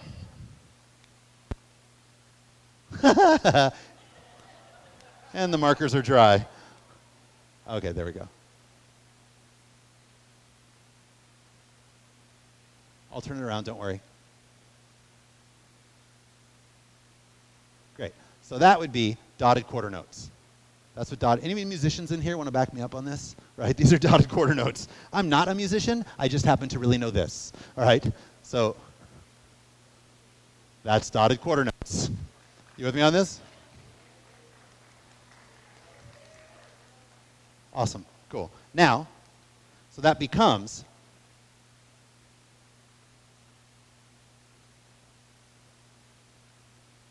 it becomes 1, 2, 3, 1, 2, 3, 1, 2, 3, 1, 2, 3. Does that make sense?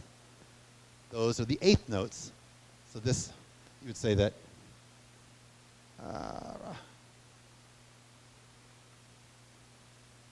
this is running out. See, they're just teasing me now. Right? So that becomes the 1/4 note to the 3/8 note, the 1/4 note to the 3/8 notes. Can you all see that? The 1/4 note to the 3/8, the 1/4 note to the 3/8. Yes, yes, yes. The 1/4 note to the 3/8, the 1/4 note to the 3/8. Can you all see that? Yes, yes, yes. Tell me yes if everybody saw it. Everybody sees it? Great, perfect, great, awesome. So now, by the way, the songs that are written in 12/8 or 6/8 time that feel really good to West Coast Swing too, don't play that beat. They don't play that. So then it goes 1, 2, 3, 4, 5, 6. They don't play that middle beat.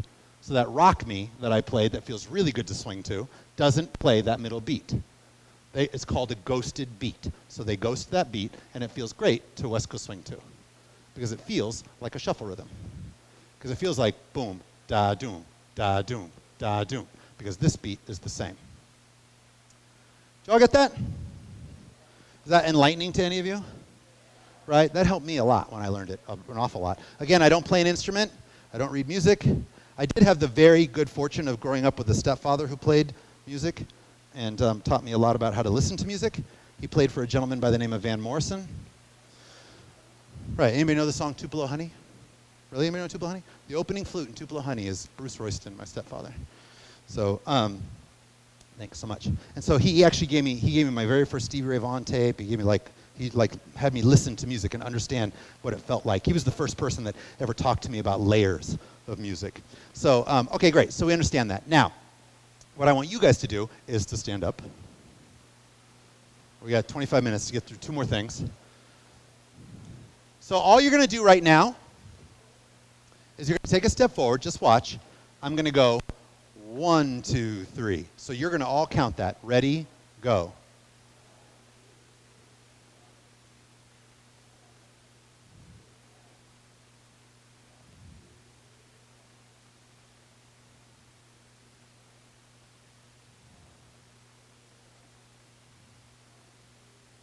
Now, you're going to count 1, 2, 3, 1, 2, 3 again, but get to 80% on the first step. Ready, go.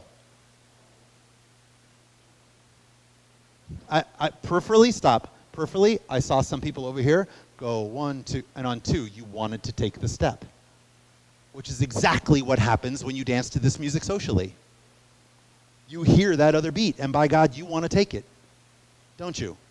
Right? Naturally, you just want to take the step. You hear there's a beat there.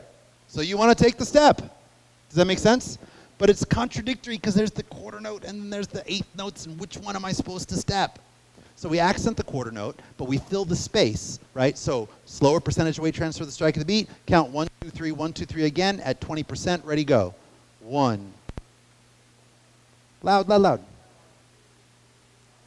Carry it. 1, 2, 3, 1, 2, 3, 1, 2, 3, 1, 2, 3, 1, 2, 3, 1, 2, 3, 1, 2, 3, 1. And what some of you are doing is what I'm doing.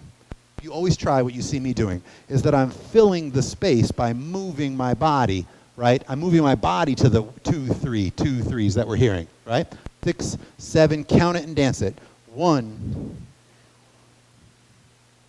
Loud, come on. Yes.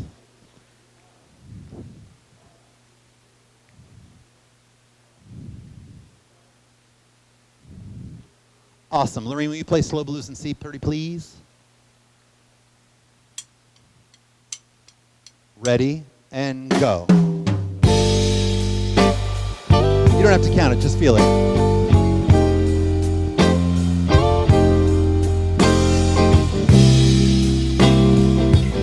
Go 80. Doesn't feel good, does it? Right? 20 or 30. That's where we're living. Moving the body through each step. Fill in the space.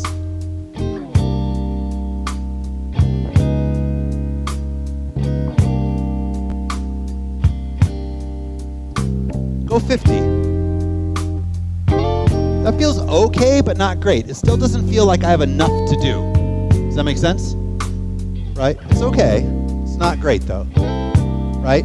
As you live under 50, that's where you're really feeling that you can milk that space, right?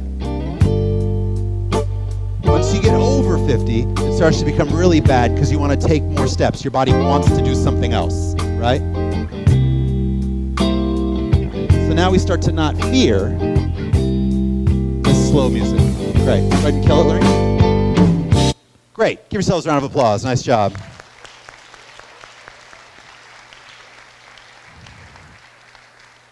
By the way, if you can tell, I'm a really big drills guy. I like drills. You haven't danced with somebody yet. You know why? None of you own this enough to dance with somebody yet. Does that make sense? We all immediately want to play Stairway to Heaven. What, or what? Right. Nobody more right. So the idea is like playing the piano. You must learn your scales. Right?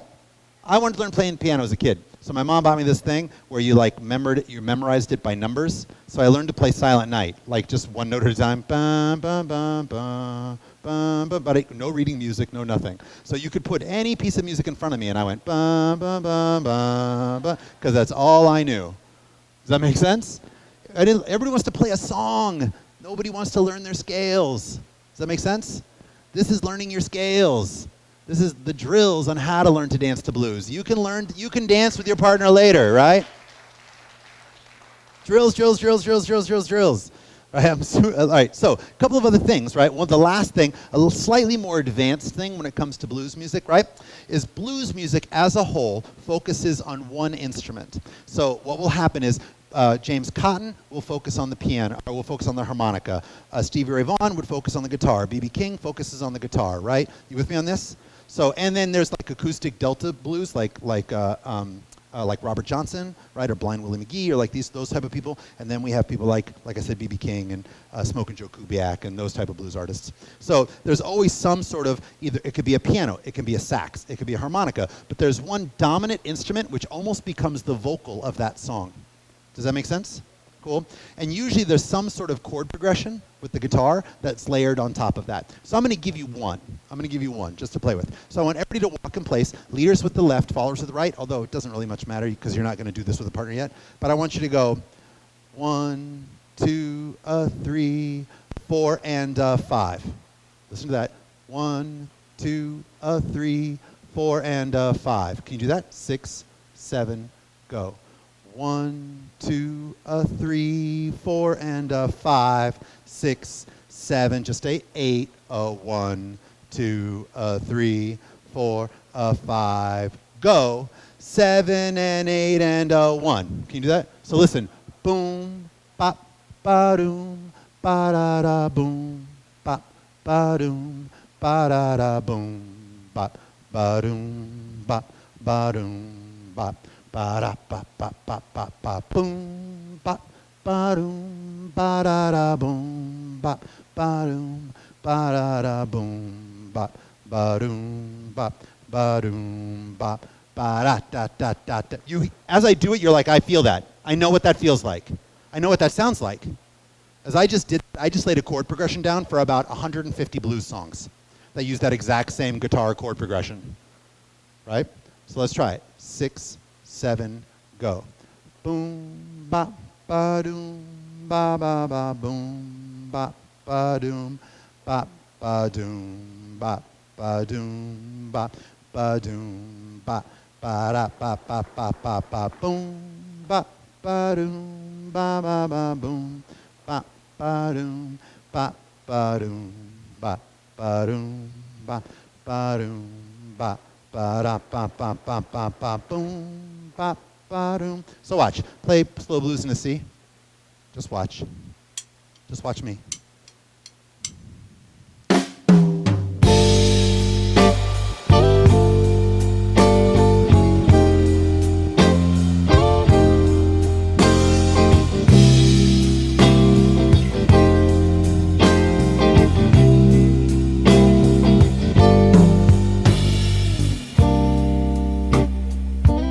Kill it.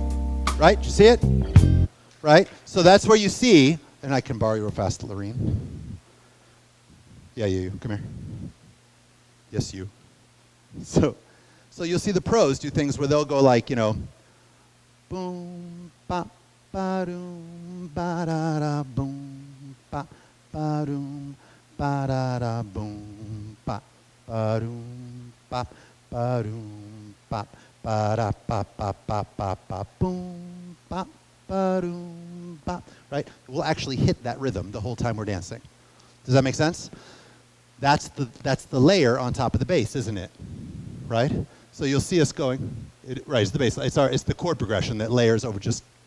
There's the drum, and then there's the boom, ba, ba, boom. Right. So we have boom, ba, ba, boom, ba, ba, ba, boom, ba, ba, boom, ba, ba, boom, ba, ba, boom, ba, ba, boom, ba, ba, da, ba, ba, ba, ba, ba, boom, ba. Right? Cool.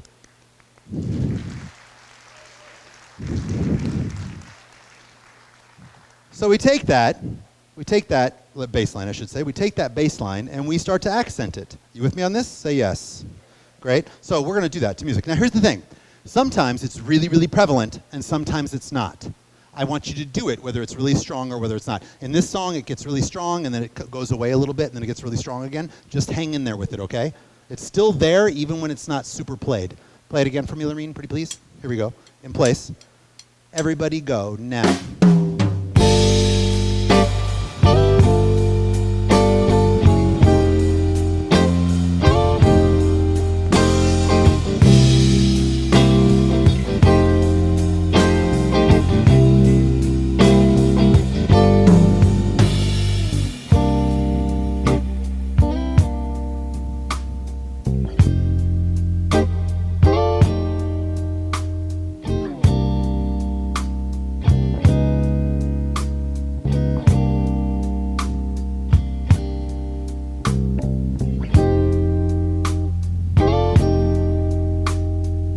There, I know. It gets stronger again, trust me.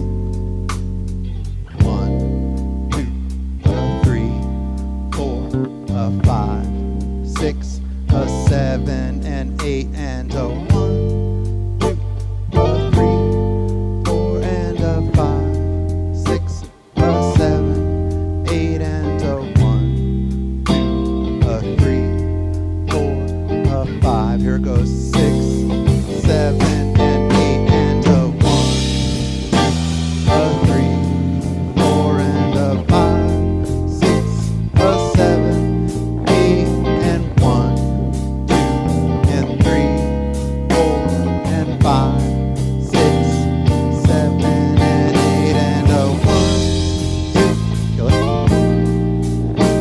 Feel that? Clap if you felt that. Yes, kind of, sort of?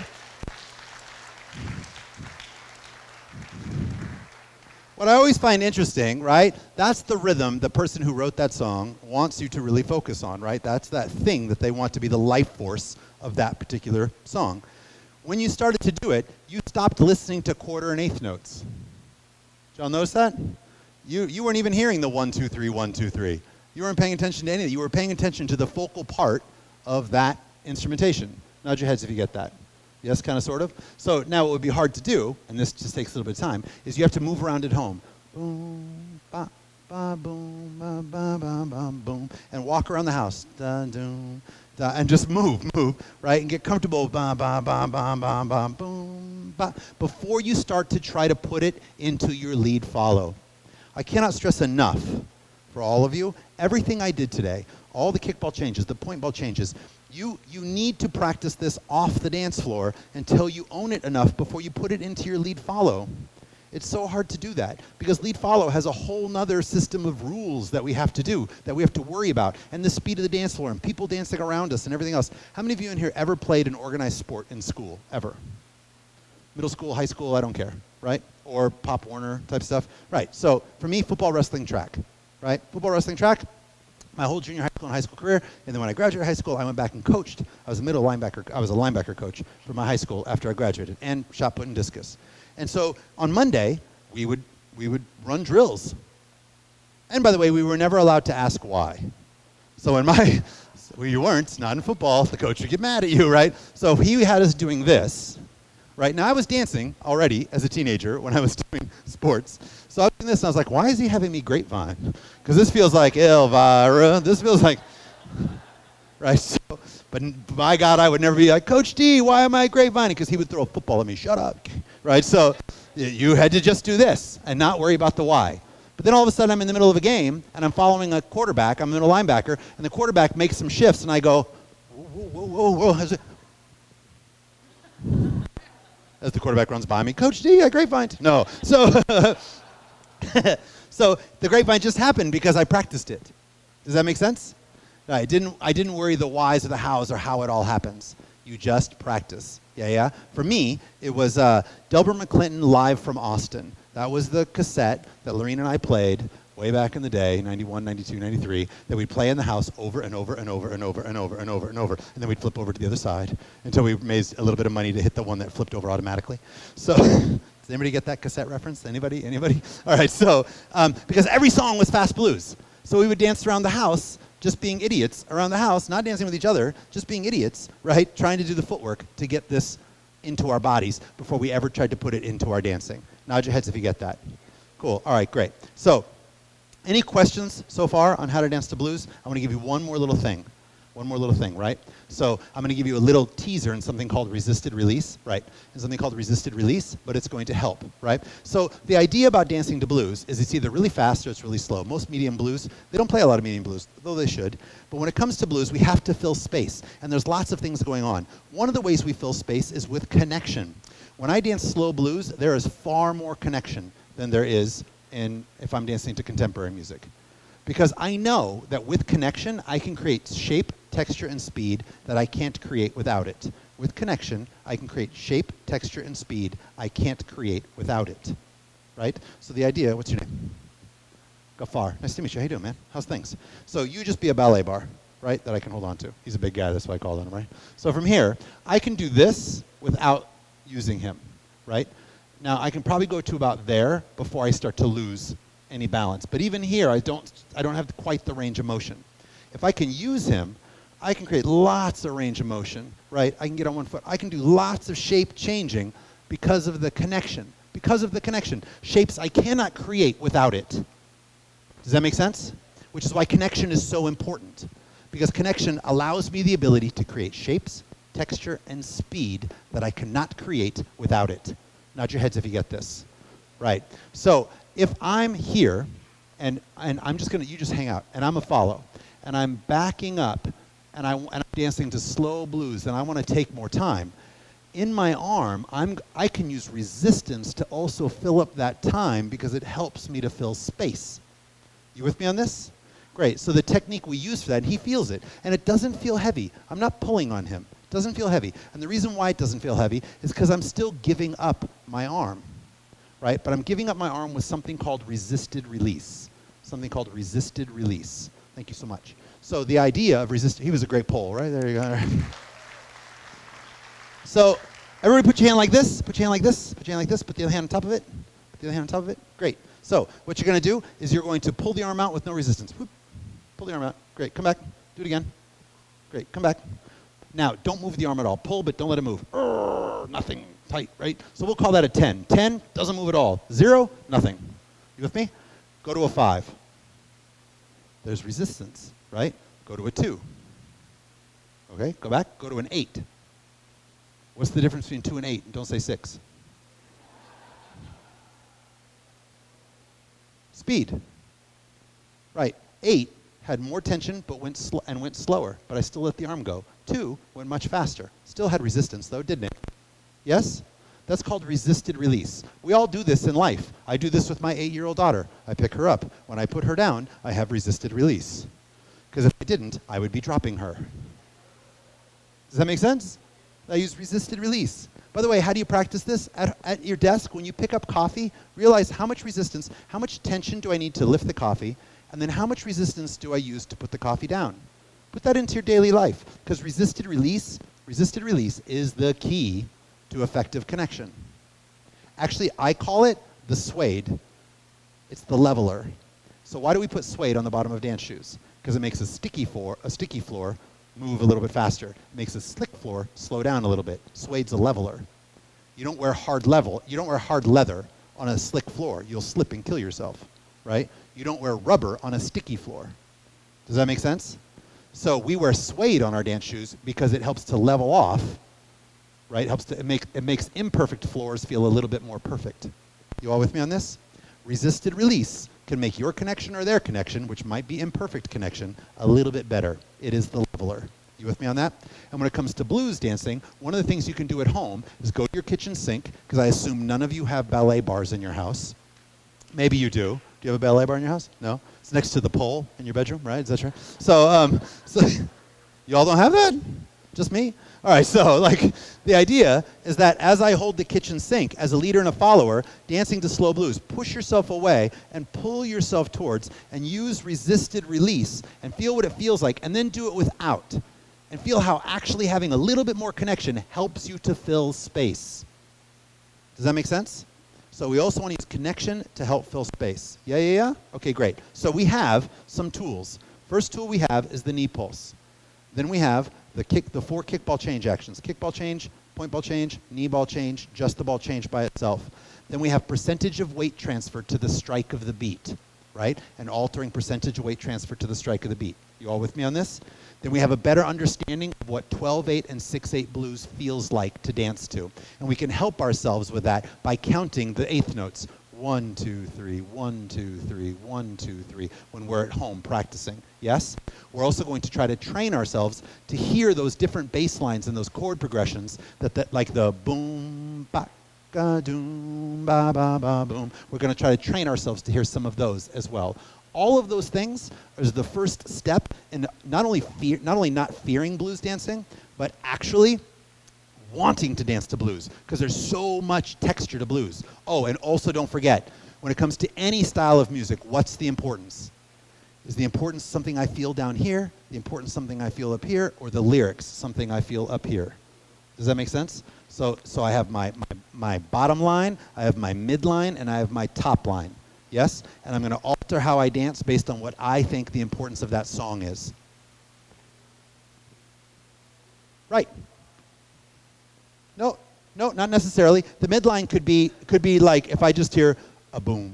If I hear boom, boom, boom, boom, ba-da boom, boom, boom, boom, ba-da boom, that ba-da boom, boom. Anything that's layered on top of the bass, whatever, with the bass drum. And when I get the bass drum, if I go boom, tick, boom, tick, boom, tick, anything that's right on top of that, right? So the guitar, rhythm guitar, saxophone, piano, harmonica, any accented instrument that isn't the vocals. Yes. Right. So on the video, I'll say it on the video, right? But on the video, it's "Life Is Like a Game" was the first slow one I played for you. "Life Is Like a Game." It's Lee Atwater. Then I played "Rock Me" by Muddy Waters. I also played Ed Sheeran, "Thinking Out Loud" for the slow contemporary song, and I played "This Little Light of Mine" by Sam Cooke, which was the back-to-back of contemporary and blues, right? And I also played Danny's All-Star Joint, right? So those were all the songs that I played. Right? And the other one was Slow Blues in C. Slow Blues in C, I just went on iTunes and I bought a blues backing track. There's a blues backing track. It has 10 different blues things to it. And they're just backing tracks, no music. So you could just practice 10 different styles of blues. Slow shuffle, medium shuffle, slow blues in C, slow blues in B, swamp blues, like all the different blues, right? So I just went on iTunes. I bought it's 10 different blues backing tracks. Right? So, and that's what that last one was that I was just playing, which was Slow Blues in C. Cool? All right, so go ahead. You can also buy this at the registration, and this will be downloadable by the end of the week. By the end of the weekend? Right, cool. Right? Right? All right, Barb DeLay, the club challenge is out at the end of the registration desk. People can sign up. Great. Great, so it's a club challenge that ends on New Year's. Right. West Coast Swing and Two-Step is the club challenge. Great, thank you all so much. Thank you guys very much. I just said that, by Sunday, right. Yes.